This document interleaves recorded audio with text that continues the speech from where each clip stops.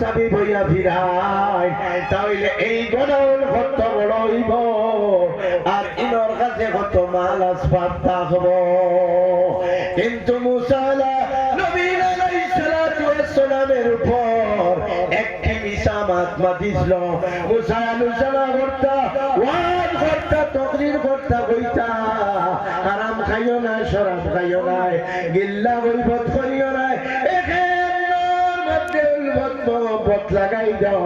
মায়া মোহব্বত লাগাই দাও বাপে ভুয়ারে চিনি লাও ভুয়া বাবারে চিনি লাও বাচ্চারে প্রজা চিনি লাও আর বাচ্চা প্রজা চিনি লাও আর আমি মুসা নবী আলাইহিস সালাতু ওয়াস সালাম রে সবে মানিলাম কোকা সুবহানাল্লাহ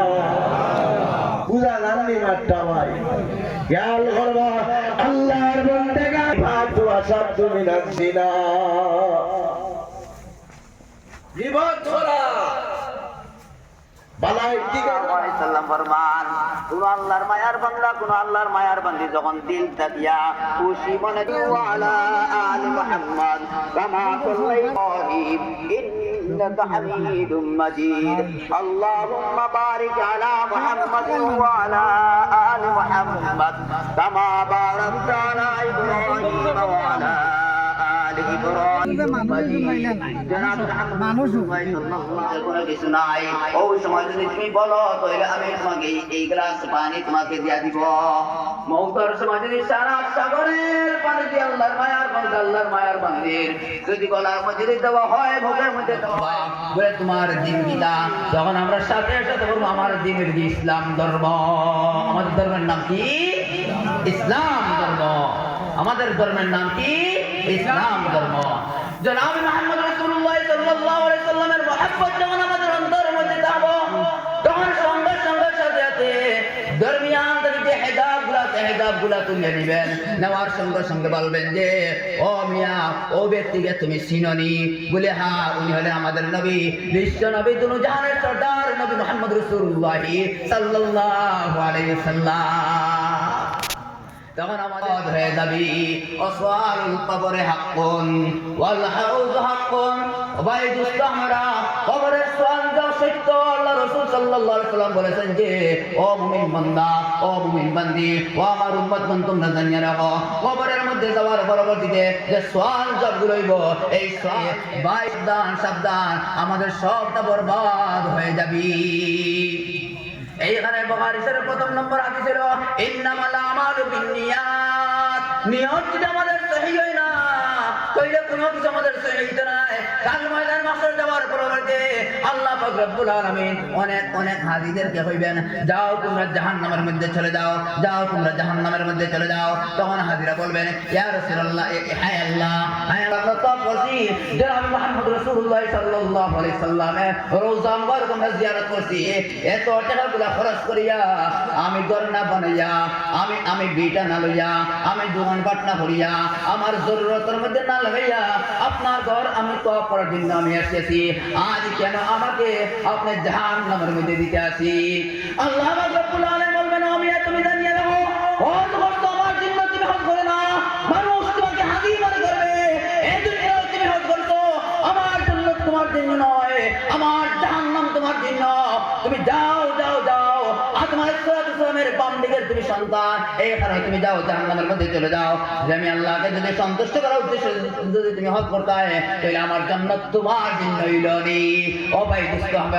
আর মঞ্জুর হলে দিয়ে দাও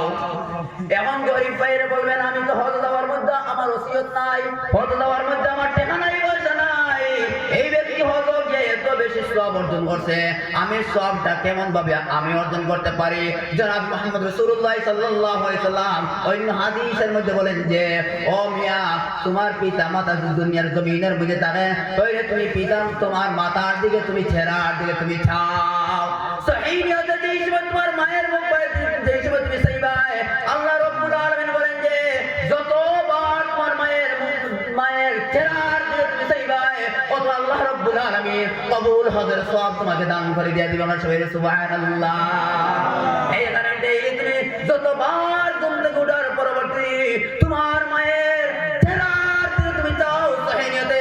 আল্লাহ রাব্বুল আলামিন কবুল হজের সওয়াব তোমার নামায় আমল মুস্তাহমারা এই নবীর প্রথম নম্বর হাদিস হলো গিয়া ইন্নামাল আমালু বিন্নিয়াত নিয়াতের উপর সব কিছু হইল দারমদার আমার নিয়ত যদি ভালো হয় তবে আমার নিয়ত যদি সহি হয় তবে আজ আমি 10 টাকা আমি আল্লাহর ওয়াস্তে দিছি আল্লাহকে সন্তুষ্ট করার উদ্দেশ্যে আজ আমি 1000 টাকা দিছি আল্লাহকে সন্তুষ্ট করার উদ্দেশ্যে কাল হাসর মাঠে যাওয়ার পরবর্তী করিয়া জান্নাত মনে দেব আল্লাহ রাব্বুল আলামিন বলবেন ও আমার বান্দা ও আমার বান্দি দুনিয়ার জমিনের মধ্যে থাকা সত্ত্বে তখন তো আর সোনার সঙ্গে সঙ্গে সাথে তুমি ওয়াজের মধ্যে হাত দিয়ে দিছো ওয়াজের মধ্যে তুমি কি করছো সাদকাগুলো দিয়ে দিছো নতুন মসজিদ নির্মাণ হইতাছে এই মসজিদের মধ্যে সিমেন্ট দিবাই আল্লাহ রাব্বুল আলামিন আমাদের জন্য জান্নাতের মধ্যে বালাখানা তৈয়ার করবি ও ভাই মুস্তাহমারা আল্লাহ রাব্বুল আলামিন বলেন ইন্নাল্লাযীনা ক্বালু রাব্বুনাল্লাহু সুম্মা ইসতাকামু আল্লাহুম্মা সাল্লি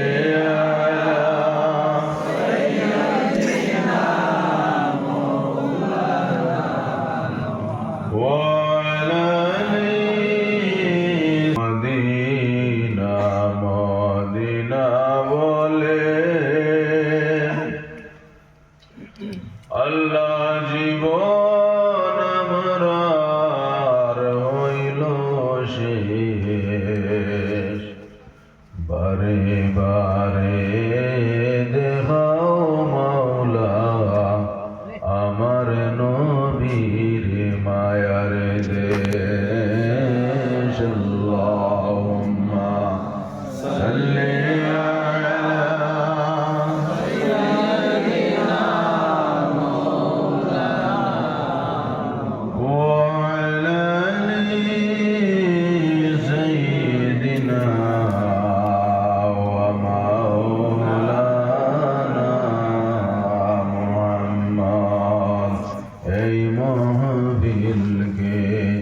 কবুল করো আল্লাহ নসিব করো মদিনা নবীজিকে না দেখাইয়া কবর দেশে নিও না